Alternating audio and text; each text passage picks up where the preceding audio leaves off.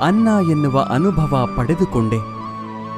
ಅದೇ ರೀತಿ ಸಜ್ಜನರ ಸಂಗದಿಂದ ನಮ್ಮಲ್ಲಿರುವ ಅಜ್ಞಾನ ದುರಿತ ದುಮ್ಮಾನಗಳ ಭಾವ ಕಾಠಿಣ್ಯತೆ ತೊಲಗಿ ಪುಣ್ಯ ಜ್ಞಾನ ಮೋಕ್ಷಗಳೆಂಬ ಮೃದುತ್ವದ ಅನುಭವ ದೊರೆಯುತ್ತದೆ. ಚಿಂತಿಸಲು ನೀನೇನು ಕಳೆದುಕೊಂಡಿರುವೆ? ನಿಶ್ಚಿಂತೆಯಿಂದಿರಲು ನೀನೇನು ಪಡೆದುಕೊಂಡಿರುವೆ? 3 ದಿನದ ಈ ನಾಟಕದಲ್ಲಿ ಕಳೆದುಕೊಳ್ಳಬೇಕಾಗಿರುವುದು ಕರ್ಮ ಒಂದೇ, ಪಡೆಯಬೇಕಾಗಿರುವುದು ಪುಣ್ಯ ಒಂದೇ.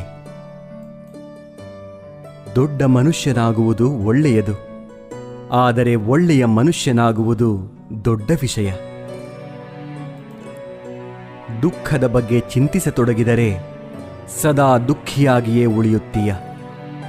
ಸದಾ ಸುಖ ಸಂತೋಷಗಳನ್ನು ಧ್ಯಾನಿಸುತ್ತಿದ್ದರೆ ಮುಂದೆ ಸುಖಿಯಾಗುತ್ತೀಯ. ಏಕೆಂದರೆ